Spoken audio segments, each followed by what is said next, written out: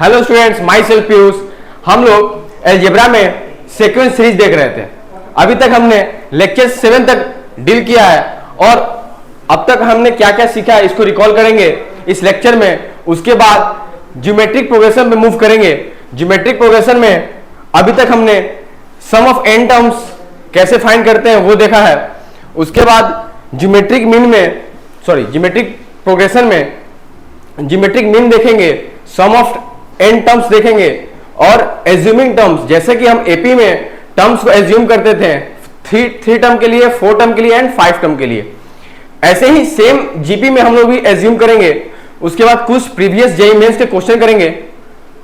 ठीक है, तो रिकॉल करते हैं, मूव करते हैं सेकेंड स्लाइड पे।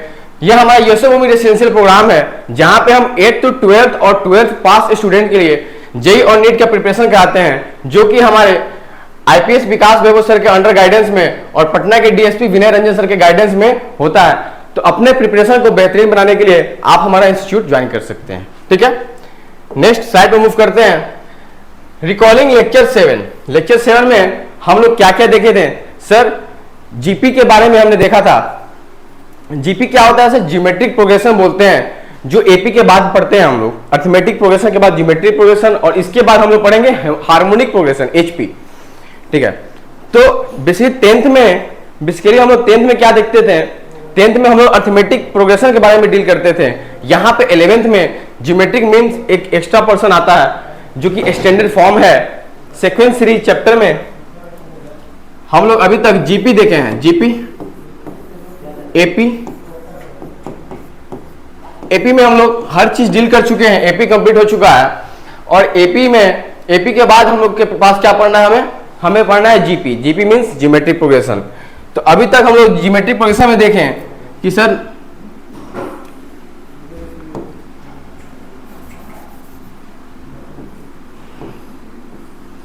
ए बी सी और जीपी में रहता है सर, एबीसी जीपी में बोलता है, तो बी स्क्वायर इक्वल टू ए सी बोलते हैं। ऐसा क्यों सर? ये प्रॉपर्टी में देखेंगे।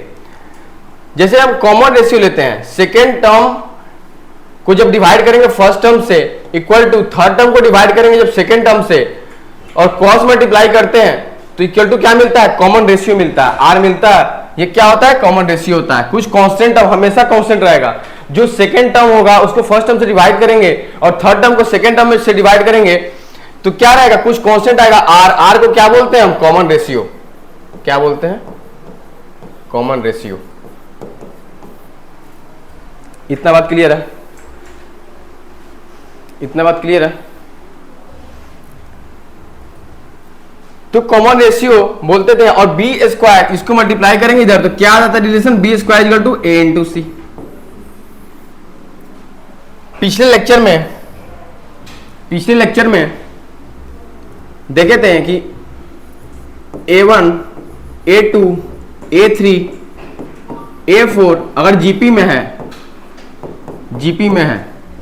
तो हम क्या मानते थे? पहला term A, second term AR, third term AR square, fourth term AR cube. ऐसे करते करते Tn टर्म कितना था? AR की पावर n-1। यानी हम बोलते थे Tn टर्म जो जनरल टर्म होगा, Tn टर्म जीपी का जो जनरल टर्म होगा उसको कैसे लिखते थे? AR to the power n-1। यहां पे n क्या है? नंबर ऑफ टर्म्स था, नंबर ऑफ टर्म्स। ठीक है, इतना तक क्लियर है?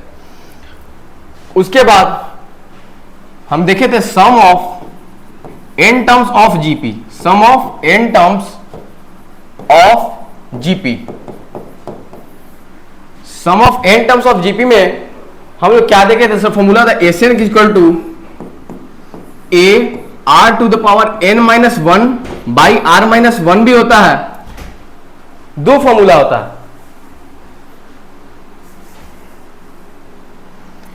एक तो r-1 फॉर्मूला 1 यानी f1, एक और में लिख सकते हैं a into 1 minus r to the power n divide by 1 minus r f2। लेकिन इसके लिए कुछ कंडीशन होगा। क्या कंडीशन होगा? सर मॉड आर अगर ग्रेटर देन 1 हो तो ये फॉर्मूला अप्लाई करेंगे, और मॉड आर लेस देन 1 हो तो ये फॉर्मूला अप्लाई करेंगे। तो सम ऑफ टर्म्स ऑफ जीपी ये हम लोग देख लिए। इसके बाद बात की थी जब आर का वैल्यू सर एग्जैक्टली 1 होता है तब जो सम होता है जीपी का वो क्या होता है, A times of N times of A. क्या होता है, S N equal to N times of A. ठीक है सर। तो अभी तक जो जो हम लोग पढ़े थे, टी एन टर्म फाइंड करना, सम ऑफ एन टर्म्स फाइंड करना जीपी में, उसी के बेसिस पे कुछ क्वेश्चन करेंगे। और पिछले लेक्चर में हमने होमवर्क दे रखा था, 2 होमवर्क था, तो वो क्वेश्चन को अटेम्प्ट करेंगे। ये क्वेश्चन था फाइंड द सम ऑफ 2 + 3 की पावर k। जीपी में इसका समेशन फाइंड करना है, समेशन ऑफ 2 + 3 की पावर k। ट्राई कीजिए।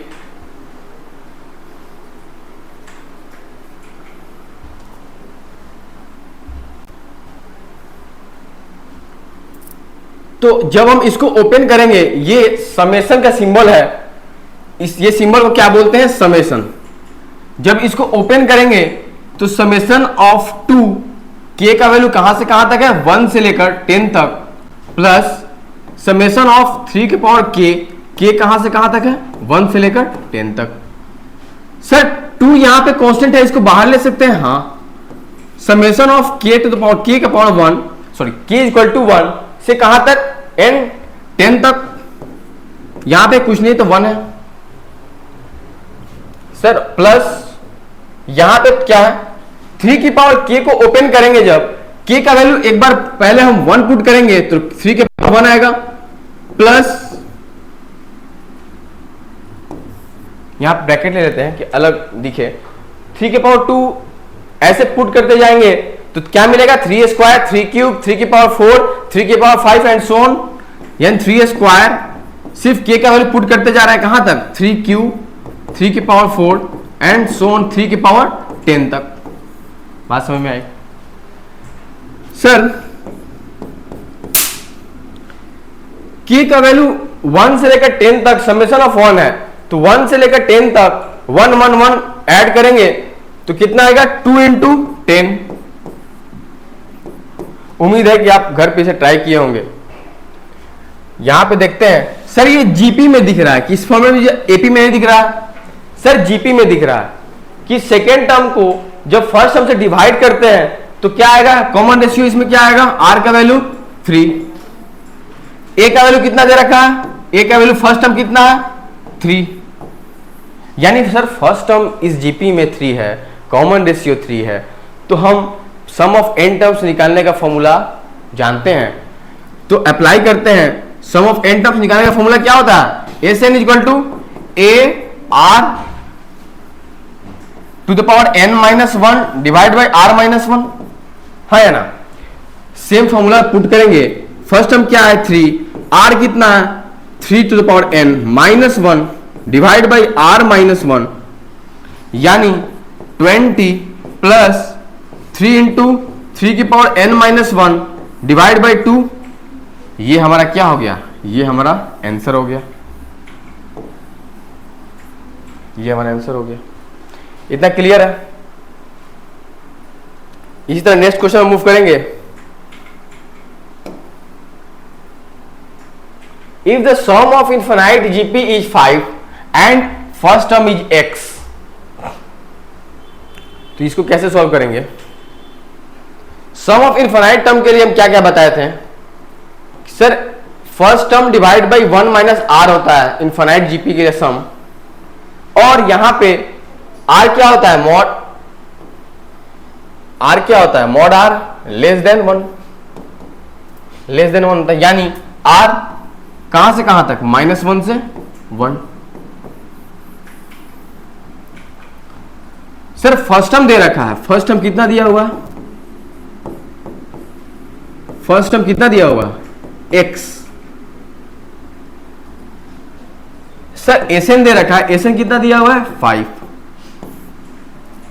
तो बोला if the sum of infinite GP is 5 and first term is x, तो x कहां से कहां तक बिलोंग करेगा, ठीक है। तो हमें पता है कि सम ऑफ इनफिनाइट जीपी के लिए कंडीशन होता है, वो कंडीशन को हम हमेशा याद रखेंगे कि mod r less than 1, mod r का मतलब होता है कि r -1 से 1 जाएगा, तो r -1 से 1 है,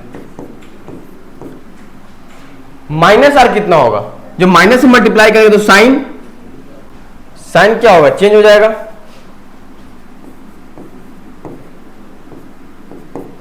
माइनस आर से करेंगे तो साइन चेंज हो जाएगा, यानी 1 -1, इसमें 1 ऐड करेंगे क्योंकि हमें क्या निकालना है, x का रेंज निकालना है, x का रेंज, x कहां से कहां वेरी करेगा, 1 माइनस आर करते हैं तो क्या है 1 -1 0, इधर क्या आएगा 1 -1, इधर कितना 1 ऐड किए तो इधर कितना आएगा 2। अब एसएन दे रखा है हमें 5, एसएन कितना दिया हुआ है 5, यानी एसएन इक्वल टू 5 है, यानी एसएन 5 दे रखा है equal to a divide by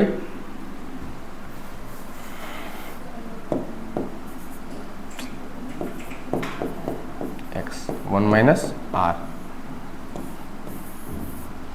यानी 5 into 1 minus r equal to x.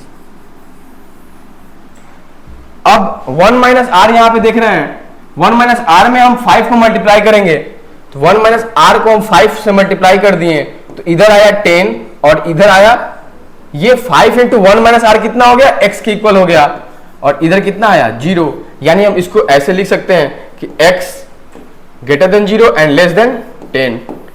तो इसे कहने का मतलब है कि x बिलोंग्स टू कहां से कहां तक, 0 से 10, जो कि हमारा ऑप्शन में बी में दे रखा है 0 से 10, ठीक है। इस तरह हम x का वैल्यू फाइंड करेंगे। बस एक ही कंडीशन याद रखना है, ये कंडीशन याद रखना है कि जब भी सम ऑफ इनफिनाइट सीरीज जीपी में बात करें तो मॉड आर लेस देन 1 होगा, ठीक है। नेक्स्ट मूव करते हैं एज्यूमिंग टर्म्स इन जीपी। जैसे कि हम लोग एपी में टर्म्स को एज्यूम किए थे, तो जीपी में कैसे एज्यूम करेंगे, टर्म्स एपी में क्या क्या एज्यूम किए थे कि सर 3 टर्म्स के लिए एपी में आपने बताया था कि हम a minus D A plus D को एज्यूम करते हैं, और 4th टर्म के लिए a minus 3d a minus D A plus D and a plus 3d, और 5 टर्म्स के लिए a minus 2d a minus D A plus D and a plus 2d, यही एज्यूम कर देते हैं। अब बात आती है कि सर 3 टर्म के लिए, पहला 3 टर्म के लिए, दूसरा 4th टर्म के लिए जीपी में क्या एज्यूम करेंगे, 3rd 5th term.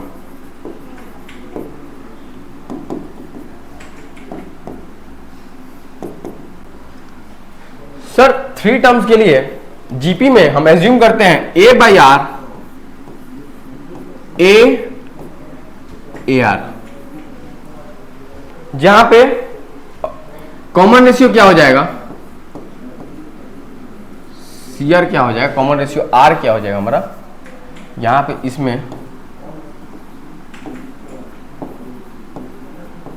Common ratio क्या हो जाएगा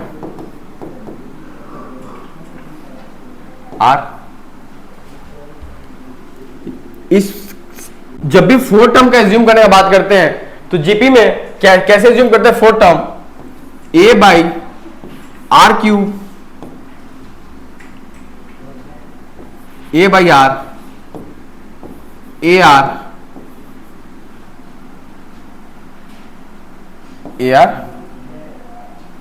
क्यू, ठीक है, ए आर क्यू। 5 टर्म का बात करते हैं जीपी में तो क्या एज्यूम करते हैं, a by r square, a by r, a are square, ये एज्यूम करते हैं 5 टर्म। ये सारे टर्म हम जीपी के लिए एज्यूम करते हैं। जैसे कि हम लोग एपी में देखे थे कि 3 कॉन्जिक्यूटिव टर्म जब पूछे तो a minus D A plus 2 D sorry a minus D A plus D assume करते थे। इसमें जीपी की बात करेंगे तो जीपी में 3 टर्म्स एज्यूम करेंगे a by r, a r and so on. फिर नेक्स्ट जब मूव करते हैं, कुछ क्वेश्चन करते हैं। जब इन ए जीपी क्वेश्चन दे रखा है, in a GP T3 equal to 2 and T6 equal to -1/4, तो क्या पूछा है T10 क्या होगा, यानी 10th टर्म क्या होगा। सर T3 दे रखा, T3 2 दिया, T6 कितना दिया -1/4। T3 को हम क्या लिख सकते हैं, ए आर स्क्वायर, जीपी में a are to the power n-1 formula होता है, तो a are square equal to 2। T6 को क्या लिख सकते हैं sir, a are to the power 5 equal to -1/4। जब दोनों को डिवाइड करते हैं, डिवाइड करेंगे यानी A R to the power 5 divide by a are square equal to -1/4 divide by 2, तो a से a कैंसिल हो जाएगा, आर स्क्वायर से r के पावर 5 कैंसिल होगा तो r क्यूब आएगा, तो r क्यूब लिखे यहां पे, -1/8 लिख सकते हैं।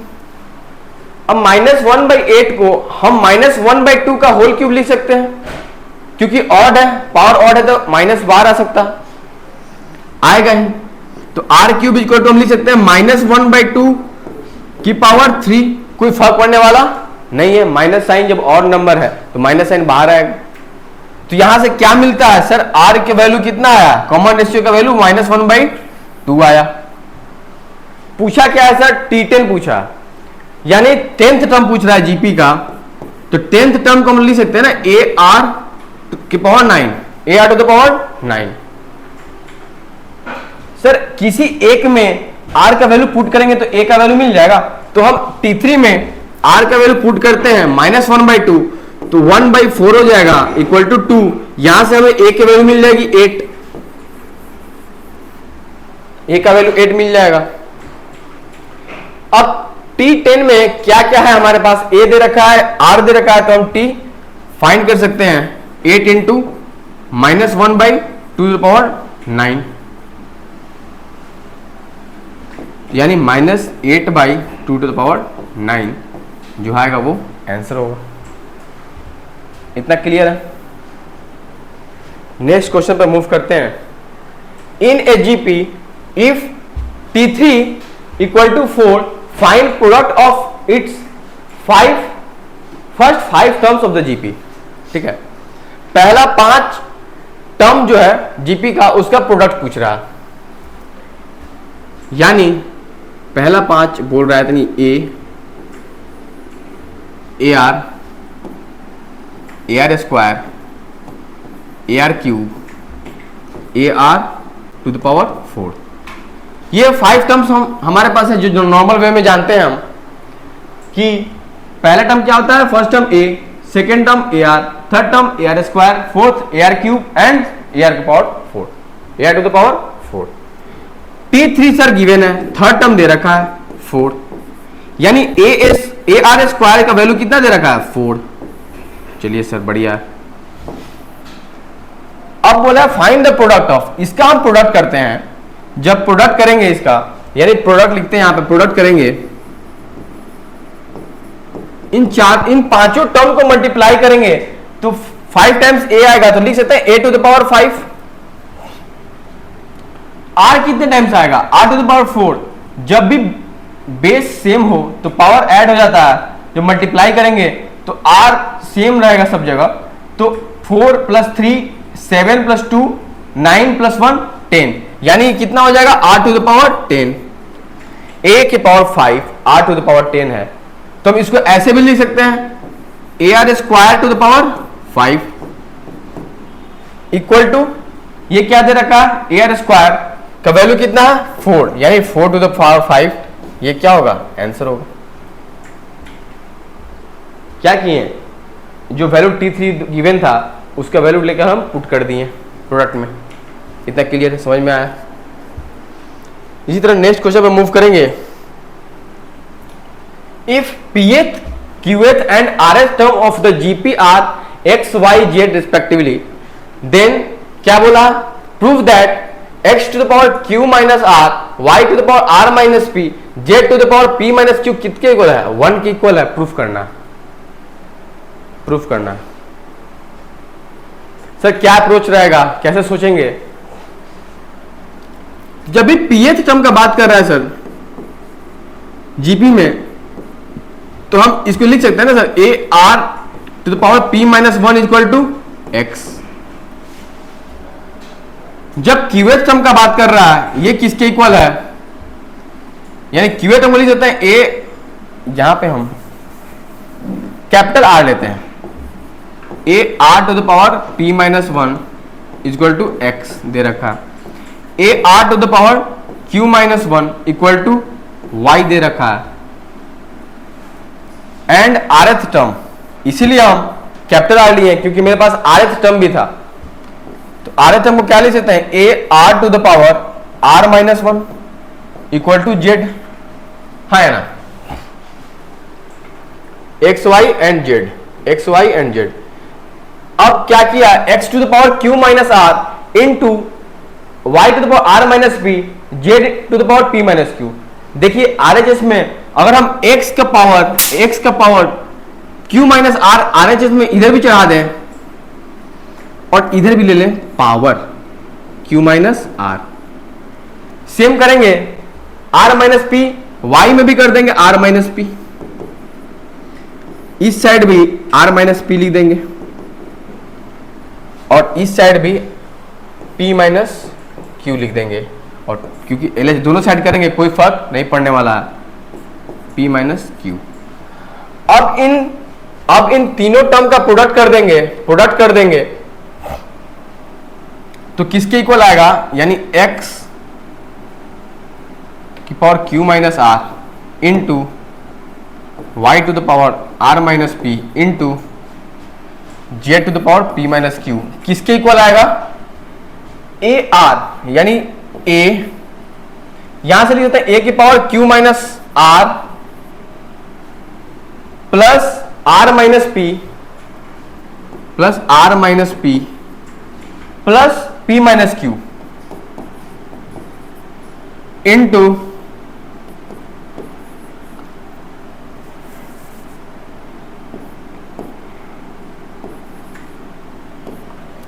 r के पावर क्या लिखेंगे? p माइनस 1 से q माइनस r को मल्टीप्लाई करेंगे तो क्या लिख सकते हैं हम? r to the power p minus 1 into, direct लिखते हैं, यहां कैलकुलेशन करिएगा आपको दिख जाएगा, r to the power p q minus p r, p q minus p r minus q plus r. सब में तीनों में r सेम है तो फिर इसको सेकेंड वाले को जो मल्टीप्लाई करेंगे q minus 1 into r minus p, तो क्यू आर यानी प्लस का क्यू आर माइनस का क्यू पी माइनस का पी क्यू माइनस का आर प्लस का पी, फिर थर्ड वाले करेंगे प्लस का आर पी माइनस का आर क्यू माइनस का p प्लस का q। यहां पे देखेंगे, गौर करेंगे, r से r कैंसल, p से p कैंसल, q से q कैंसल, यानी a टू द पावर कितना आया? 0। pq से pq cancel,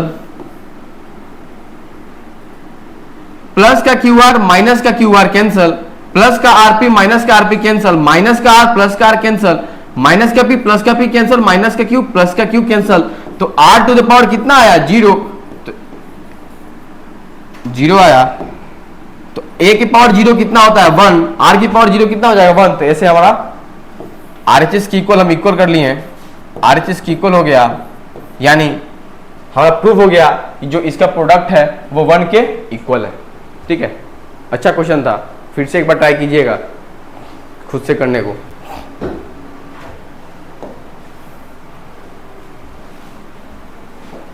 find the Sn of the series, also find the S infinity if exist, S infinity if exist.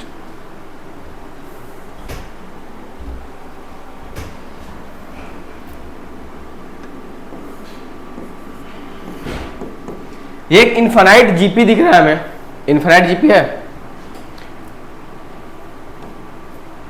Infinite GP है,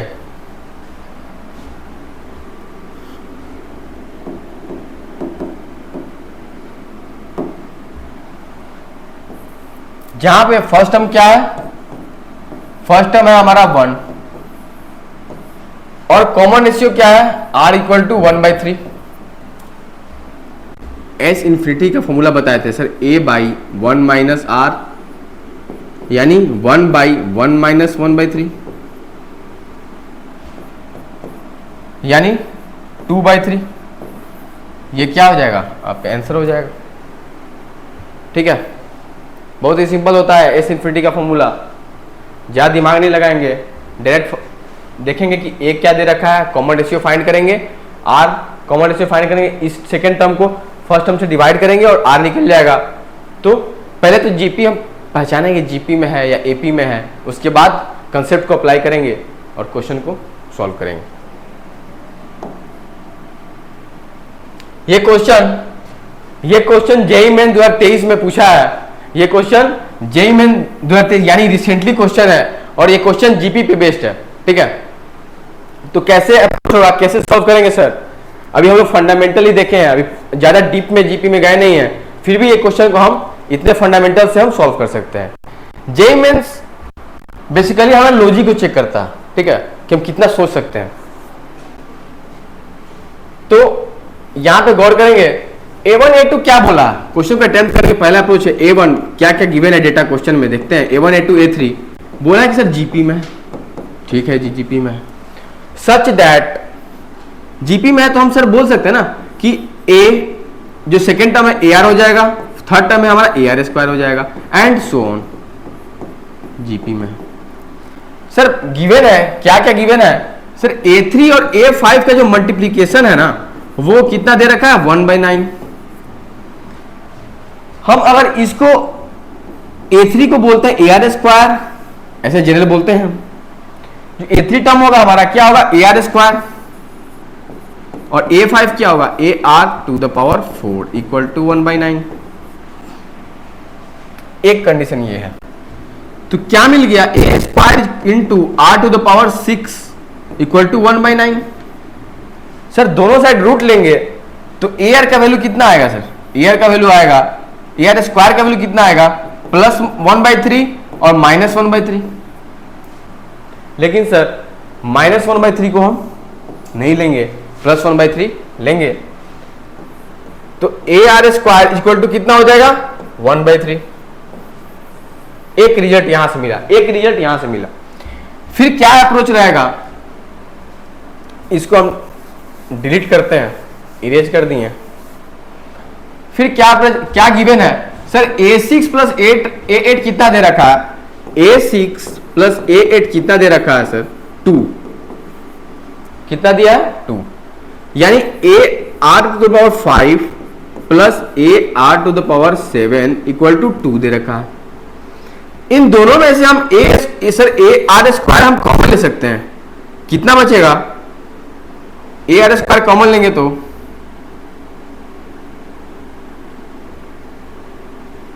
sir AR square common नहीं लेते हैं, यहां से हम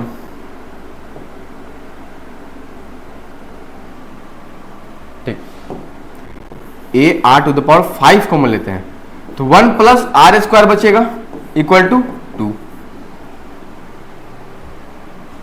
सर और कुछ दिया है, नहीं दिया, तो हम यहां से हम ये तो बोल सकते हैं ना कि सर A का वैल्यू कितना होगा, 1/3 R स्क्वायर, यहां से हम बोल सकते हैं ना 1/3 R स्क्वायर। यहां पे जो हम पुट करेंगे A का value 1/3 R square, 1/3 R square into R⁵ plus 1 + R square equal to कितना था, 2। इससे ये कटेगा तो R की पावर कितना हो जाएगा, 3, और 3 जब इधर मल्टीप्लाई होगा तो R³ आर क्यूब, यहां पे 3 होगा, ए आर क्यूब होगा, यहां पे ए आर क्यूब है, रूट लेंगे तो यहां पे ए आर क्यूब होगा, तो यहां पे ए आर क्यूब होगा, ए आर स्क्वायर होगा, तो यहां पे क्या बचेगा सर, यहां पे बचेगा r square 1 plus are square equal to 3 RHS में जाकर मल्टीप्लाई होता है 6 हो जाएगा। सर ये बात एक इक्वेशन मिल रहा है यहां से कि r square into 1 plus are square equal to 6। यहां पे क्या मिला था हमें, ए आर क्यूब का वैल्यू मिला था 1/3। सर मिला हमें r square 1 plus are square equal to 6। इसको जब मल्टीप्लाई करेंगे तो r square plus r to the power 4 equal to 6। ठीक है सर, यानी हम लिख सकते हैं r to the power 4 plus are square, एक ये हम r to the power square को अगर वाई मान लें, r to the power square को वाई मान लें तो क्वाड्रेटिक फॉर्म में चेंज हो जाएगा, यानी वाई स्क्वायर हो जाएगा प्लस वाई माइनस 6। अब इसको कैसे फैक्टराइज करेंगे, y square plus 3y, sorry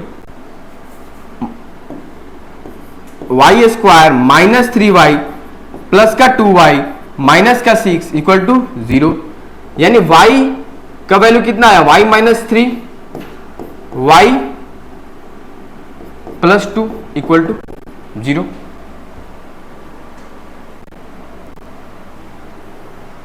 -6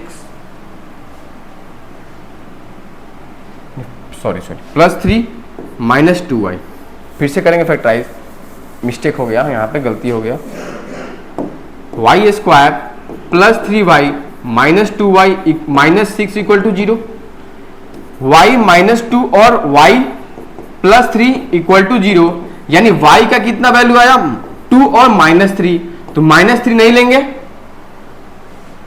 यहां पे, तो y का वैल्यू कितना आया, y का वैल्यू क्या था आर स्क्वायर इक्वल टू 2, तो r का कितना आया वैल्यू प्लस माइनस √2, यानी r का वैल्यू हम प्लस √2 लेंगे, माइनस √2 को नेग्लेक्ट करेंगे, प्लस का √2। अब एक चीज पे गौर करेंगे, जेई मेंस पूछना क्या चाहता था, 6a2 into a4, a2 plus a4 plus a6। ठीक है, हम एक बार लिख लेंगे इसको, क्या पूछना चाहता था, 6 times of a2 plus a4, check कर लेंगे, a2 plus a4 plus a4 plus a6। अब हमारे पास सर r मिल गया, r यहां पे √2 दे रखा है, और ए आर क्यूब का वैल्यू कितना था 1/3। ठीक है सर, तो a का वैल्यू कितना हो जाएगा सर 1/3 √2, 1/3 √2,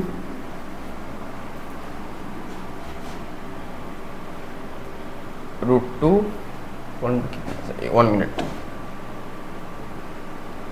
3r क्यूब।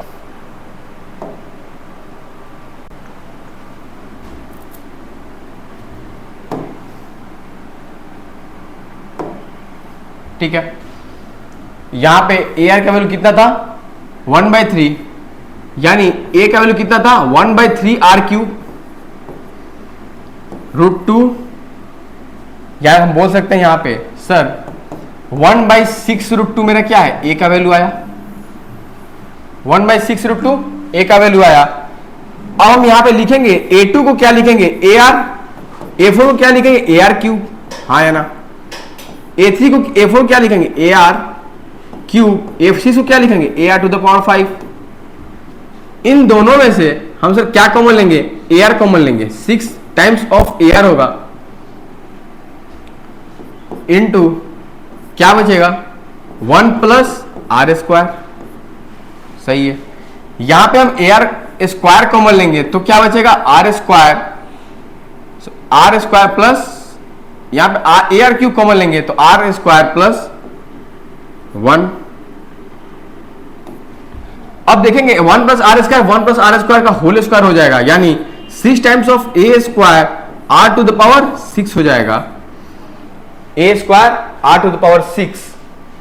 तो हमारे पास जो वैल्यू था 1/3, इसको एज इट इज यूज में लाएंगे इंटू 1 प्लस आर स्क्वायर का whole square, 1 plus are square का whole square.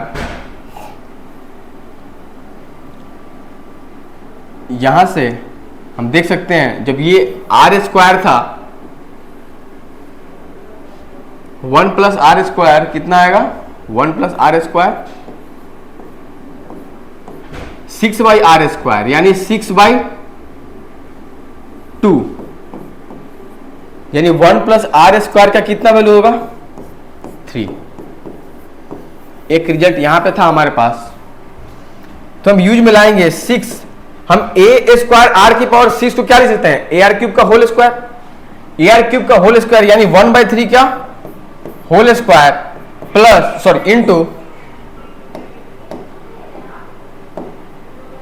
Into 1 plus are square का वैल्यू कितना निकाले थे, वहां से फाइंड किए थे 3 का होल स्क्वायर। यहां पे देखेंगे 6 इंटू 3 का होल स्क्वायर, 3 का होल स्क्वायर कट जाएगा तो कितना आएगा आंसर 6। तो इसका 6 क्या होगा, आंसर होगा। ठीक है, तो ऐसे जेईई मेंस ने सवाल किया था जिसमें इसी प्रॉपर्टी को हेर फेर करके इधर उधर करके हम क्या किए, आंसर तक पहुंचे। ऐसे ही सोचना है। ये नेक्स्ट क्वेश्चन